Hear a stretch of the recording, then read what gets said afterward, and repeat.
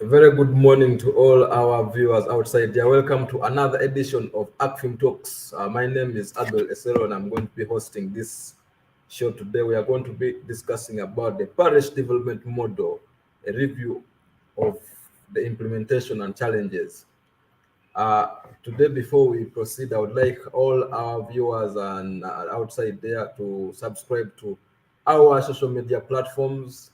On Facebook, we are Acfim UG, and also on YouTube, we are Acfim UG, and on Twitter, we are at Acfim UG. Before we proceed, I would like to give you a brief background on why we chose to discuss this topic today. We know that government rolled out the implementation of the parish development model in February 2022, which is seen as a multi-sectoral strategy to create socio-economic transformation by transforming 39% of Ugandans' households that are stuck in the subsistence economy into the money economy. The government has earmarked Uganda shillings 1 trillion to be injected in the 10,595 households, parishes, that will be financed with this money, and we expect each parish to receive Uganda shillings 100 million, which is an equivalent to 28,298 US dollars, which will be lent out to beneficiaries at an interest rate of around 6% per annum. The parish development model was conceptualized as a last mile strategy for service delivery and improving incomes and welfare of all Ugandans at the household level. So far, there are concerns arising from the implementation of the model, and many Ugandans think if these concerns are not addressed earlier, the model is likely not to achieve its goal. So in today's Acfim Talks, we are having a discussion on some of the implementation challenges of the parish development model, and we are going to be joined by two guests. The first is Mr. Ibrahim Chitata, who is the chairman of Luengo District, and also we shall be joined by Mr. Eddie Kainda, who is an educationist and economist. So I will start with Mr. Eddie Kainda. I know Mr. Eddie Kainda should be online. What is your take on the current parish development model, and how would you rate the current implementation? Thank you, Abel, for inviting me to this discussion. I'm very passionate about poverty alleviation issues in our country because Ugandans need to be better persons based on the challenges we have had for the past many years post-independence. But that notwithstanding, Uganda has always had several poverty alleviation interventions. You should recall that when the current government came into power in 1986, we had the programs including the Poverty Alleviation Project program, which was regarded as the PEEP. We've had programs like the Plan for Modernization of Agriculture. We've had programs like the Youth Livelihood Fund and the Operational Creation. There's so many. Apparently, these programs have not sufficiently picked Ugandans out of poverty, whereas the statistics show that when the current government came in 1986, poverty levels were at 56%, around there.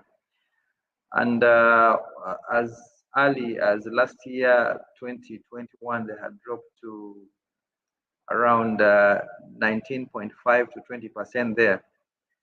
Apparently, COVID-19 has made Ugandans at least much more poorer than what we expected.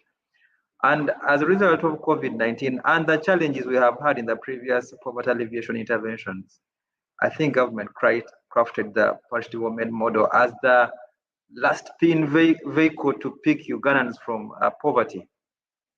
And true to your word, we are targeting about 39% of the Ugandans that are outside the money economy. But for me, I think there are a little much more than that compared to what you actually see in the communities and the villages. The parish development model for purposes of knowledge was based on about 7 pillars, but for purposes of this discussion, I'll focus on about 3. The production, the marketing, and the storage for agricultural products, because it's majorly centered on agriculture, but also the infrastructure and social services and the financial inclusion programs.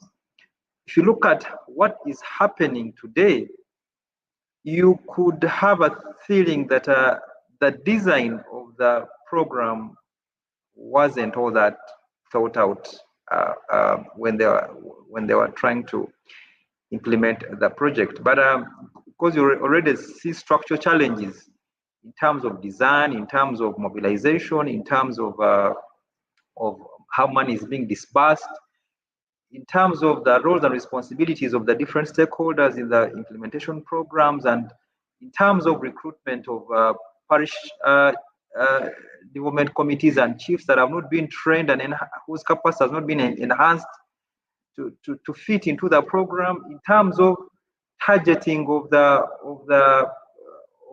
communities that are going to receive those monies. They were supposed to be in groups that are based on enterprises. They did not think about the right enterprises. They did not think about the right people.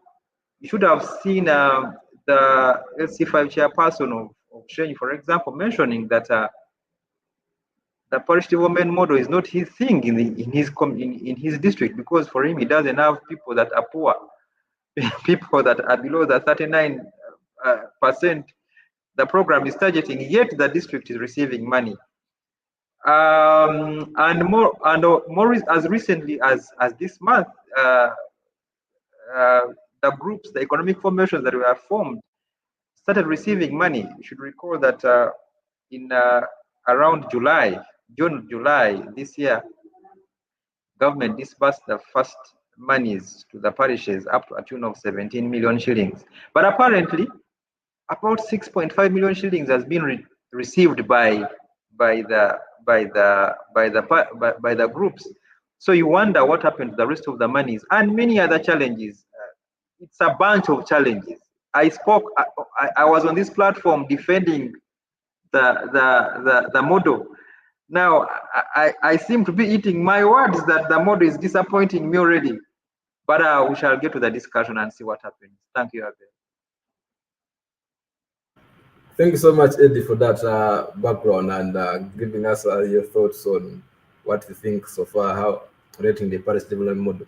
And you're already castigating why you defended it initially, and now you are again here trying to eat my own word. to eat your own words. But as we were discussing, I picked some of the things for me, but also there's evidence on ground that there's limitation in mobilization, provision of information, and also formation of these circle groups. There's a problem there within, because some circles were formed initially, but after after they received the money, the first money you've talked about, some of them disbanded, and again new ones are being created. So why are we having such problems at an early stage when we have not even received huge sums of money? You see, Abel, in development work, a program can only succeed to achieve its objectives if the target beneficiaries are actively involved in design, mobilization, and implementation. This is a community-based program. It required the beneficiaries from the communities that are benefiting from this program to actively participate in terms of mobilizing themselves, in terms of identifying who should benefit, in terms of identifying the 39% households that are supposed to benefit from the program. But apparently, I have learned that, or I've actually seen on ground that even persons that are relatively better in terms of economic outlook, in terms of economic production at household level, are the very first person to come in to benefit from this program. In my home area, when we are mobilizing people to participate in this program, the local councils almost did a register, an inventory of all households in the community, whether you are perceived to be below 39 or above 39, for as long as you are a person within that community. Now, that defeats the real reasons as to why we should have chosen the 39% persons who are very poor in the community. Secondly, you should learn that the program rotated around establishing new economic programs. I mean, in new economic formations in terms of VSLAs and enterprise groups. For each of the community, for example, in my village, they chose 5 enterprises. But the criteria of identifying and choosing the enterprises that were chosen cannot be known.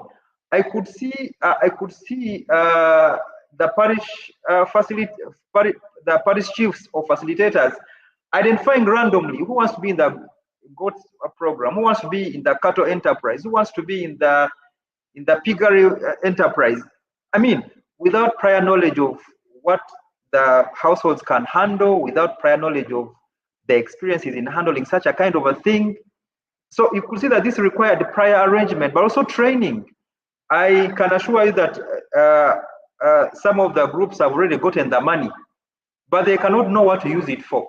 I have already told you that, for example, in a group which I'm in, we have received about 6.5 million shillings. Now the question is, we are about 20 persons in the group, and the question is, based on the enterprises that we chose, and I'm in the cattle enterprise, what should we use the 6.5 million shillings for? So you could see these structural challenges, and for me, we failed. The model failed to identify and bring us on board and probably support them in the structuring of the model to ensure that it achieves the right projections and the right objectives to pick people out of poverty. Thank you, Abel.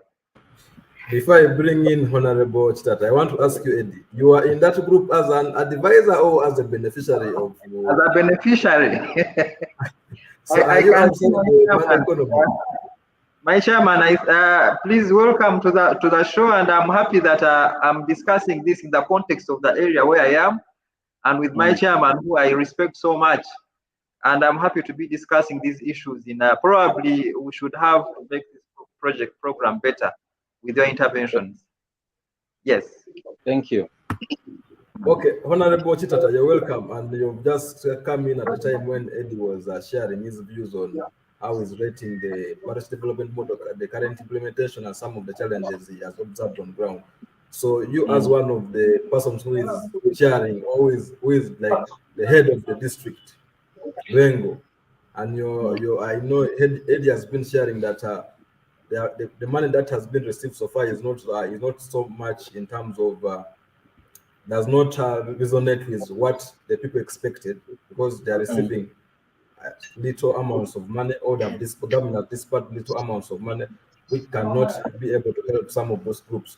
So you, as the district chairperson, and also one among those people who are supposed to be in charge also of these programs, what is your take on the current implementation of the parish development model, and how would you rate it?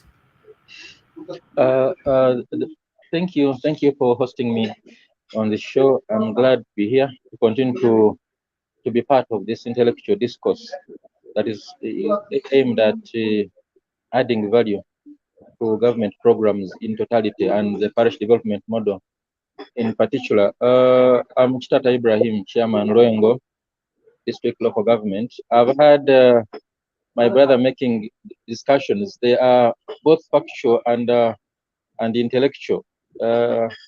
Many of these discussions have not really added the value because they suffer from intellectualism, or call it, I don't want to be cynical, but we can call it elitism. You know, the elites have taken away, have given up on their rights and the capacity to add value to many of these discussions because they are far away from the ground. As a person who interacts with our local people every day, I must tell you that they have very many challenges. The parish development model is a top-bottom model. It has simply been imparted on our local people. I support this NRM government, but I want to agree with my earlier discussant that training and readiness of our people to receive and even utilize these funds is really lacking. And even when government sends these resources to the districts, there is a lot of manipulation, a lot of misdeed. There's a lot of manipulation that ends up eating up many of these funds. They end up not delivering the trainings and knowledge that is needed by the ordinary local people that are supposed to benefit from these programs. The government's focus when introducing the parish development model has been to help those who have been left out by other government programs. We are all fully aware that this is not the first program. We have had numerous programs, Entandikwa, Youth Life Program, PIA, very many OWC. But the government continues to wonder why majority of Ugandans are still out of the economic bracket. They are out of the economic bracket because everyone cannot be there. All people can never have money. I'm widely troubled, but I've not seen a country that has all people who are entrepreneurs, all people who are rich, and there can never be a one magic bullet to development and entrepreneurship. All these will simply add into the value that Ugandans have received over the years. But the biggest challenge that we have in the parish development model, one, is the absence of funds. We are really not talking about this, but it's the cardinal issue that is affecting even the start of the program. They said they would give every parish at first start at 50 million. Then later, Parliament and the NRM caucus said, no, we want 100. Then later on, they said, okay, 100 from next financial year, but this year we are beginning with 17. The year ended, no parish received even one coin. Now, this year, when we are supposed to receive 100 million, we are only receiving 6 million. That is part of the 17 for last financial year. This own financial year, we are already in the third month of the financial year. So if in the third month of the financial year, no local government has received even 25% of what's supposed to cater for the parish development model as planned and as told to the people, we can all be 100% sure that the parishes will not receive the money they are supposed to receive this financial year. Our Parliament of Uganda has taken a deliberate choice to work hand in hand with the executive to fail programs that are supposed to go to the local grassroots. When they get needs at the center, Parliament openly connives with the executive to share the available resources. We all know Uganda is poor, Uganda is a third world country, Uganda has less resources, but we have competing needs. Competing needs at the center, competing with those at lower local governments, at parish level, if you choose to sample it as a unit of service delivery. But the Parliament of Uganda and the executive are castrating and failing these programs if the availability and distribution of resources is at the center and sampled as one of the reasons for the failure. Systemically, the parish is not ready to take charge of these resources. We only have a functional parish chief. We have now formed the circles. People have been mobilized. They are part of these groups. But as I have told you earlier, we have people who ate entirely for money. The same people who have eaten youth life funds. The same people who have eaten funds for PWDs. The same people who have eaten money for women. The same people who have benefited from every government program at lower levels. They are the sharks of government programs. They have eaten a myoga, but they are more ready to even eat parish development funds. We have a mindset challenge that is embedded possibly in our DNA. I have interacted with many of my people, and they are saying, Mr. Chairman, now if we eat this one, what will happen? I say, we shall imprison you. And when you tell them we shall imprison, they say, are we the first to eat government money? There is people are used to eating government resources. When you give someone 1 million from government and you give them 200,000 from another pocket, they will save the 200,000 and chew the 1 million. Government money is seen as spoiled money. It is seen as money to waste. People just invest it in marrying other women, drinking booze, contributing to the night industry. Really, we have a challenge. I don't know how we shall sort it.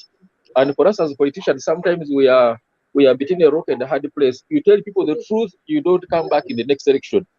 So you tell them stop drinking government money. They say now, Mr. Chairman, should we drink you? Now you give us money to drink and we use this for other economic activities.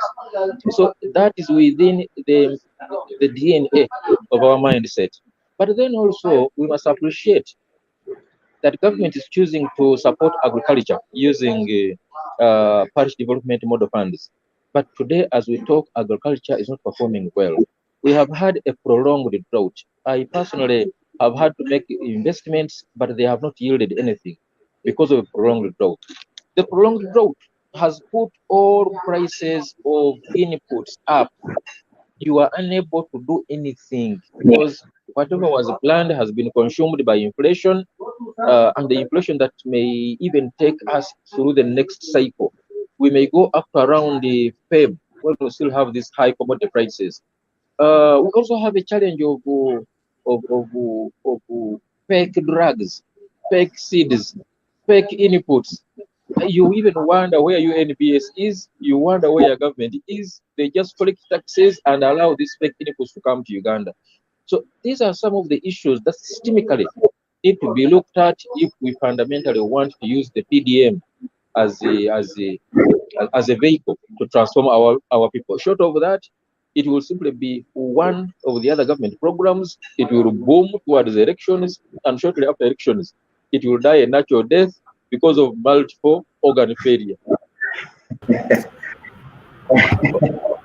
Chairperson, you've just talked about how people are ready to eat this money because they know it's government money, and they know it's money for eating. Whenever it comes, we can waste it the way we want. Us, they've just said for marriage, for booze, and also those other things. So, what do you think needs to be done so that we can be able to salvage this situation? Because why should people perceive money that comes from government as something that should be waste? What can government do to ensure that this is changed? I want to agree that government is thinking right, but thinking for the wrong people, or thinking wrongly for the right people.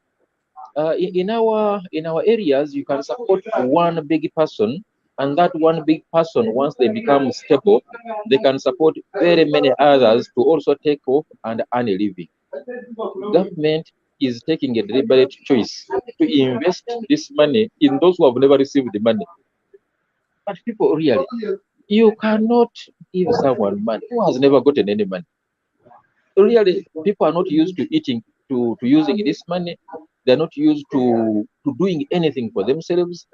This money is just going to be consumed and it will die a natural death. But what we need to do as a government is to talk, orient, train, and also factor in some other people who already have some money.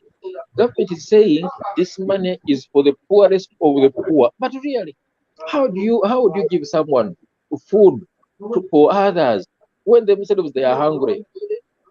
I support government, but I don't agree with this notion of saying this money is for the poorest of the poor. I think there should be a percentage, 30 to 40% for the poorest of the poor, but about 60% should be used to support those who are already on the road and taking off. I have a vivid example. When we started the Youth Livelihood Program, when I was still the Secretary of Finance for the National Youth Council, we had two clusters of groups. The new groups that were formed by younger people because they got to know that some money for youth were coming, and the existing village groups that were for young people but were already doing something for themselves. It's on record that 90% of the new groups collapsed and money disappeared. But more than 70% of the existing groups that were already doing something small for themselves were able to add this small money into their businesses. Many paid back, and many are still thriving up to date. So today, as we support the poorest of the poor, we need to know that they can only be excited with small funds. They are not about to develop themselves. They are comfortable with their poverty. We can only excite them during elections and win their votes.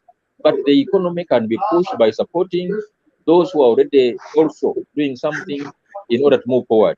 But fundamentally, there is more need to train, orient, and make people ready to receive and productively use the resources.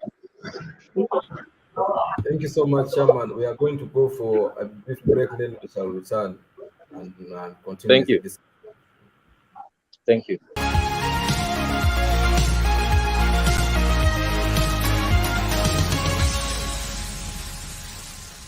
Oh, welcome, my people. A cup of coffee, please. There is tea, everything, snacks are on the way. Your thanks, but the reason that's why we are here, our people need public services.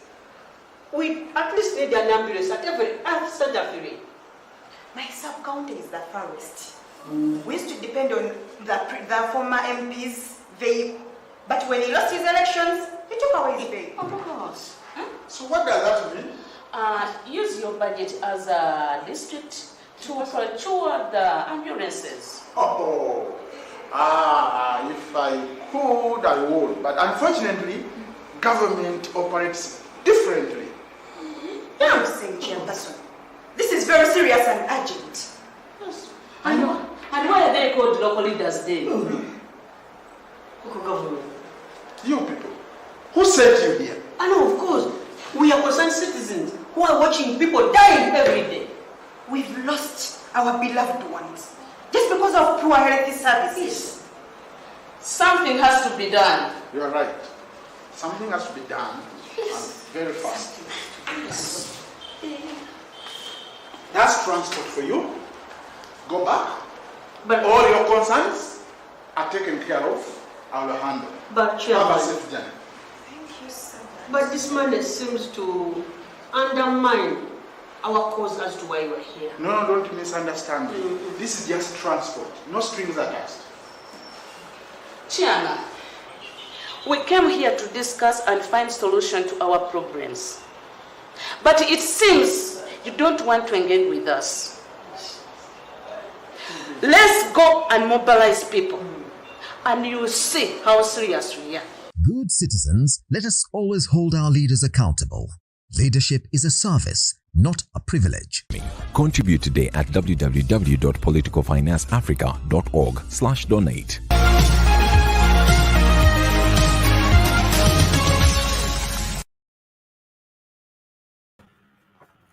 Welcome back from that short break. We are discussing about the parish development model, review of the implementation challenges so far.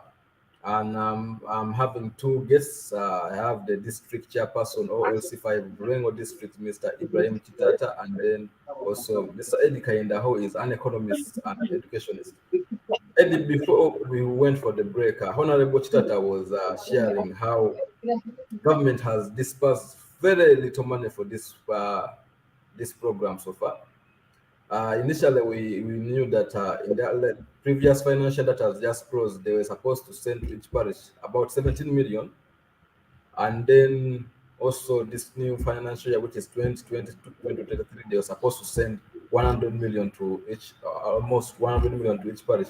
But we have so far only seen, as being shared by the district chairperson and also you, that government has only dispersed 6.5 million to each parish, which was part of the 17 million they were supposed to send in the last financial year.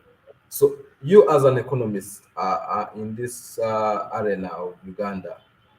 What do you make of this? Can this money really support the 39% Ugandans living in outside the money economy to join the money economy? If government is dispersing to them piecemeal in money in piecemeal, for example, you cannot tell people you're going to give them 17 million. The financial year passes, nothing comes. Then the next financial year, where you promised them 100 million comes, then you send for them 6.5 million. Can that really help move people? Abel, some of us have lived this poverty alleviation intervention, and in my thought, money follows ideas. Government has tended to think that the ultimate solution to Uganda's poverty problem is money. But for me, in my thinking, the biggest challenge Uganda's poverty problem is ideology and mindset. We have serious mindset challenges that our persons within the communities are experiencing. And in my view, if you bring a bunch of money and you're giving it to persons who are ideologically poor, then you can be sure that that money is going to suffer the same fate like the PDM is suffering. That is one. Secondly, we need government to use existing structures. You should notice that all along for the last 30 years, government has been emphasizing that persons within communities, within households, make themselves into economic formations or circles or VSLs or whatever it is. And these structures exist in the communities. There's no reason why, for example, under the new model, they had to come up and establish new parallel structures. So the question in the people's minds is where do I belong? Do I belong here? Do I belong there? What are the advantages of being in this group? What are the disadvantages of being in that group? So they should have been able to use existing structures of VSLAs and circles that already exist in the communities than establishing new structures. I was at the center where these groups were being formed, and I was interacted with the parish chief, and I was telling the same thing to the parish chief that, look, in my community, we already have these structures. Why don't you work with the existing structures so that we can be able to promote the program within the existing structures? Some of us have taken deliberate effort to start the parish development model a long time ago in our communities. My chairperson is off, but he would bear witness to me that the things the parish model is trying to promote are the things we've been promoting more than 8 years in my community. We have identified these groups. I have trained them personally at my project, which chairman knows why it is. I have trained them on financial literacy. I have made appraise of the projects they have in their home enterprises, in their home units. I know what everybody does. I know their capacity to have money. I can know their capacity to use the monies in different forms. So it was very deliberate. It would have been a better idea for government to use those existing structures to support the new intervention. I personally asked the chairperson of the mayor of my town council that, look, I'm giving you free knowledge, I'm giving you free expertise because I'm already doing this. Please come and I'm interested in supporting my home community. This is what I've been looking out for, that we should have synergies as process facilitators within the community that have been already doing this so that we can reap from the experiences we have taken. But like Chairman mentions, this group of people have come with a mind to steal from the poor and leave them empty, right? For me, I feel pain when we have these brains in our communities that we can use these local resources. I'm a student of internal reignition of communities, so that when we have these monies that are coming from external, they just propel what is already existing. But that is not what that is not what is happening. This program should have been a bottom up, but in the construction of what I see, I can already see that someone is looking at this from the panopticon perspective and is trying to impose the values of what they think to themselves, which to me I don't think works better for such a project. Thank you, Abel. Thank you so much, Eddie. Chairman, there is another problem which we are seeing already in other districts. and we have seen it in Kitgum, we have seen it in Kabale. The problem about corruption. There are some technical persons in the districts who are conniving to steal this money and eat it and leave the rest of the beneficiaries not benefiting from what they're supposed to benefit from. You, as one of the district chairpersons in this country, what are you doing to ensure that your technical personnel from the district side do not mismanage or decide to take away this money instead of using it to support the local beneficiaries? Thank you. Thank you so much. Most of the corruption in the district local governments is imported from the center. We don't have much of the local bred corruption. I wish to inform you that all districts have cows or acting cows. The chief administrative officer is the accounting officer of all government resources and funds in the district. The chief administrative officer is appointed by the Public Service Commission, actually by the president on the advice of the Public Service Commission. The Public Service Commission in Kampala holds interviews and it deploys cows to the Ministry of Local Government. Their principal supervisor is the Minister of Local Government through the Permanent Secretary of the Ministry of Local Government. He deploys, reshuffles, transfers, and disciplines at will.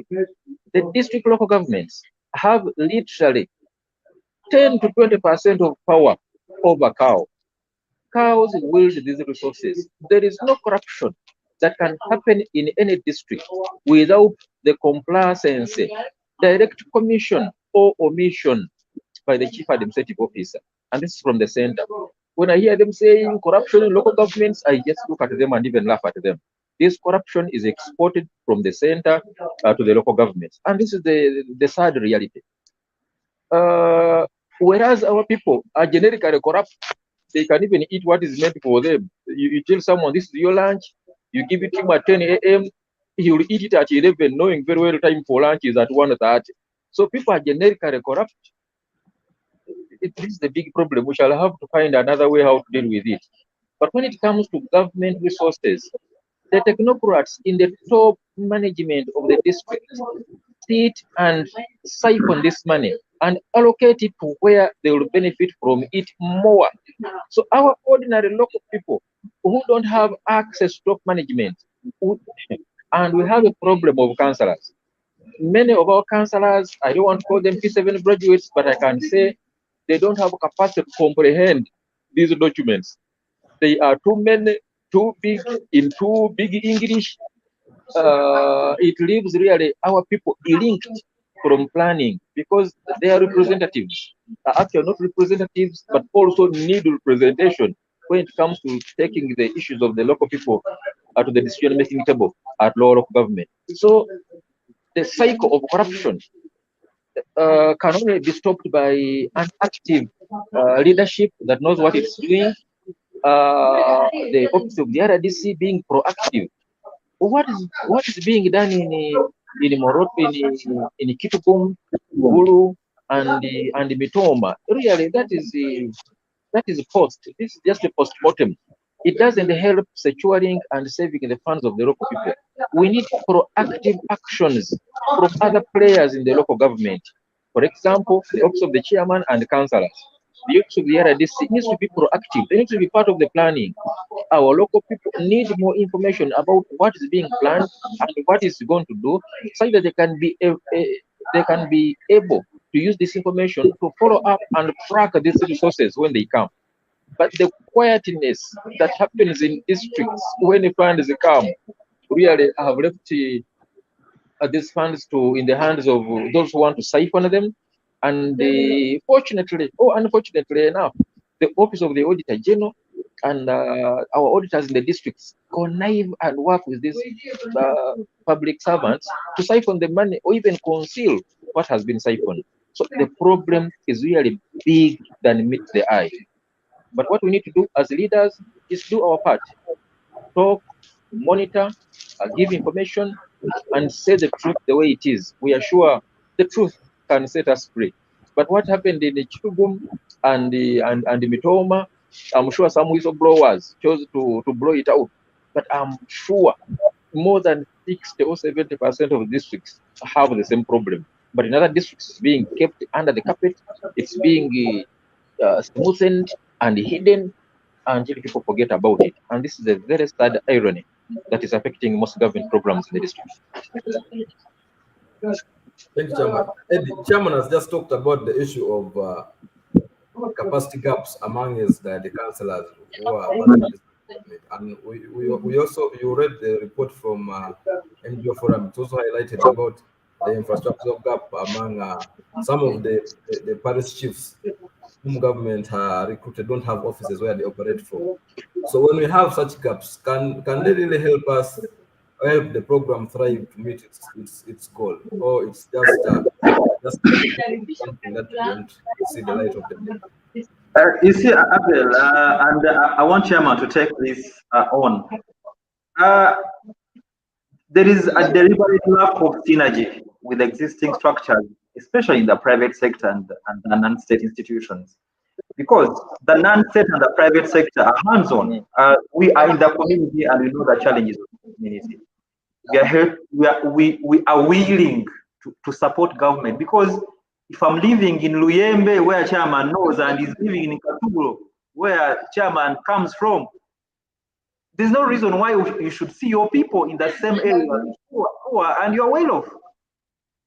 Chairman knows that I started this program 8 years ago to ensure that can we come out of poverty.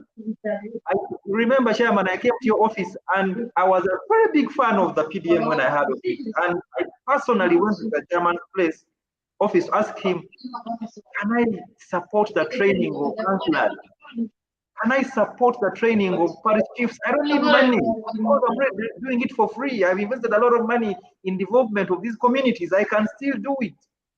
But I'm not sure how the works, and if there's provision for private sector support or non-state support, would really be willing to support and salvage our situation, because this is our taxpayers' money. It really does me bad to come in my community and people are around me, there's no food, there's no salt, there's no soap, there's no, and you know, you are not government, but you feel like you need to support, right? So the issue of infrastructure of the councillors and the parish development committees or chiefs, we have infrastructure. I have, when COVID came, most of the kids we had, for example, in my school went away. I have free space. Tell them come and I give them free space to operate from. I shall facilitate them to work in the communities. I have the vehicles. They can go and mobilize, and they can only facilitate fuel, such that we can see this program moving on and on and on. I think Chairman should please take this message seriously. We are willing to support. Let government or authorities or local government structures come up to say who are those persons in the district countrywide that can support this program, and we shall be able to come and support.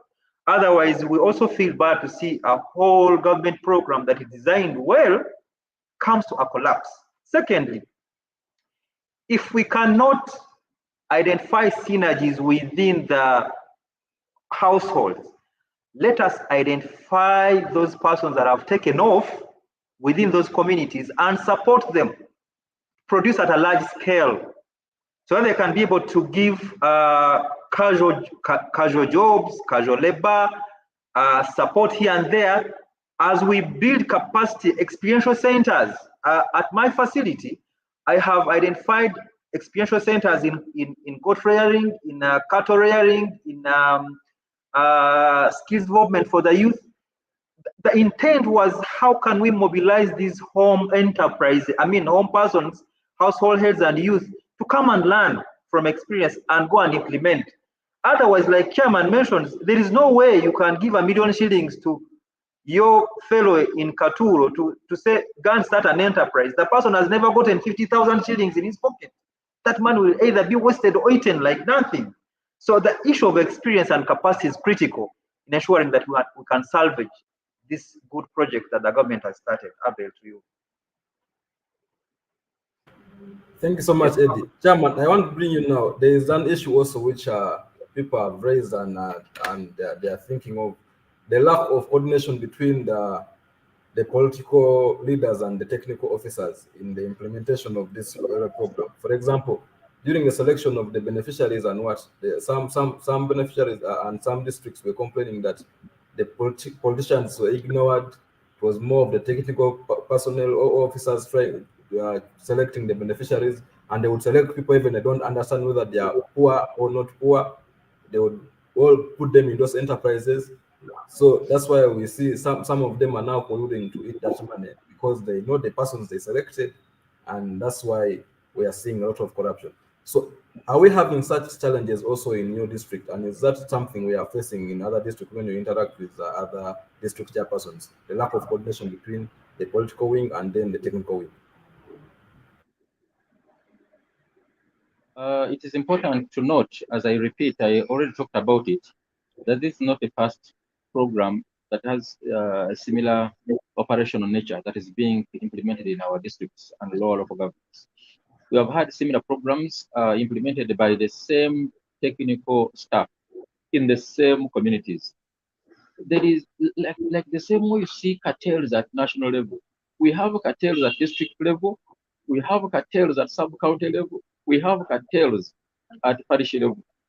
These same cartels have opened their mouths wider, waiting for the parish development funds. They have benefited from all government programs and also want to follow this one. And those cartels don't want new people to be part of this program and even to benefit from them. We as politicians who are forward-looking and progressive would wish to partner with the private sector because the private sector has some unique characteristics that they bring on board when they choose to move forward and develop their areas. But our technocrats will hide the guidelines. The formulators of the guidelines are technical people in Kampala. We are mere recipients of guidelines. We didn't even input anything in the guidelines. It's like we are reading from the Bible or Quran and we are implementing the way it is.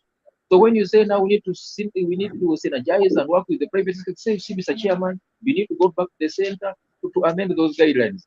Now, the politicians at the top, my president, wants to use this as a bullet to entrench himself in the hearts and minds of the ordinary poor people at grassroots. But you see, there is a big politician at the parish. He is also the small president of Katuro Parish. So that small president of Katuro Parish also want to entrench himself using these PDM funds. So their cronies, relatives, and friends and campaigners have surrounded this vehicle called the PDM. And by the time we think about weakening them and liberating this PDM from the hands of these small presidents of the parishes, a year will be gone, a second year will be gone. So there is more than meets the eye, but I agree entirely that we have to do much more, do much talking, do more training, and open more eyes. We only have 2 hands, but I think we need like 5 hands to be able to put our thoughts on the ground. Short of that, this will be another program that will go to the West. Last question for you, Mr. Chairman. Yes, some please. political analysts do argue that the parish development model is another political tool that is being used by the current NRM regime to entrench itself in power and not really to economically empower citizens. What is your take on such assertion? NRM, the NRM would be foolish not to use a government program to entrench itself as a party functionary, as a party functionary. I would also use any government program to entrench myself and entrench my party. The only challenge is wanting to take the good and not doing enough to ensure that the bad doesn't affect the good. As NRM, we should be doing more at all levels to ensure that more people benefit from this program, ensuring that this program succeeds, because the success of this program will directly and automatically lead to entrenchment of our government in the hearts and minds of the ordinary people who will have benefited from this program. And I don't see anything, I don't see any problem with it, because what Obote did is still on his name. So what Museveni will do must be on his name when he is in leadership or even after. I don't want us to delink politics from development because one drives the other. Our focus should be, are we doing the right thing? Are the desired objectives and goals being achieved? I think if we put more energies there, we will be able to ensure this program moves forward and takes Uganda forward, irrespective of who wins the next election in 2026. Thank you so much, Mr. Chairman. Eddie, do you have any suggestions on that of mixing politics and all these other things of development? I'm not a politician, but I know that we are living in a political economy. Politics determines economics, but also economics determines politics. It is in the interest of the president that we have good economics, because good economics determines good politics. World over, if you've been following current affairs news, world over, in situations in countries where we have had economic downturns, Europe, in America, we have had politicians fall. So I would imagine that the president is blind to that. He's aware of that, and in my opinion, is that he has good intentions, but he's being let down by his own people that are not doing the right thing. But as I finish up this, I'm making a rallying call to my chairman. Chairman, sir, I'm still available. I want to support you to ensure that the economics of Luengo supports the politics of Luengo, and you are sitting at the helm of the politics of Luengo. It's time for us, the homegrown politicians, the homegrown development experts that want to give back to our community, that we need to come in and support our own and be able to.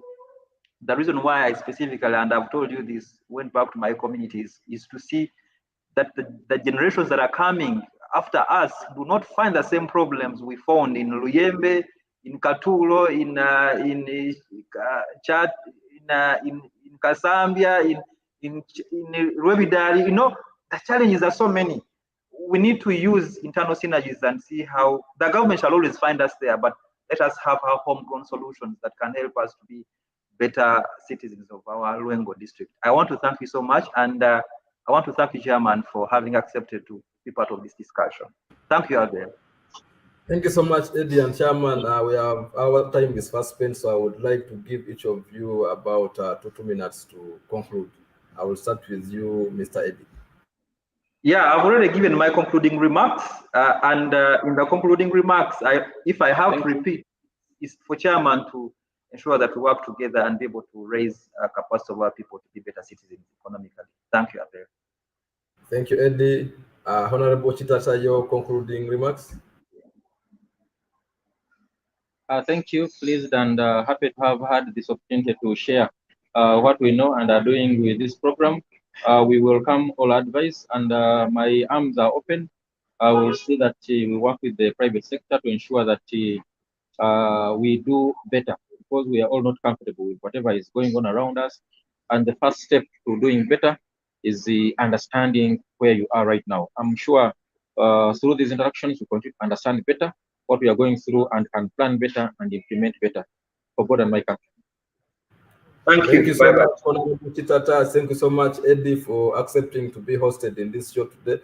It has been a great pleasure having all of you and sharing your insights with our guests, our viewers who are outside there. It has come to the tail end of today's show. Let's meet again next Friday, same time. My name is Abel Esero.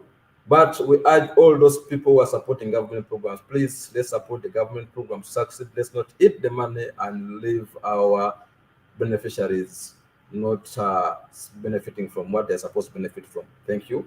Meet you next time.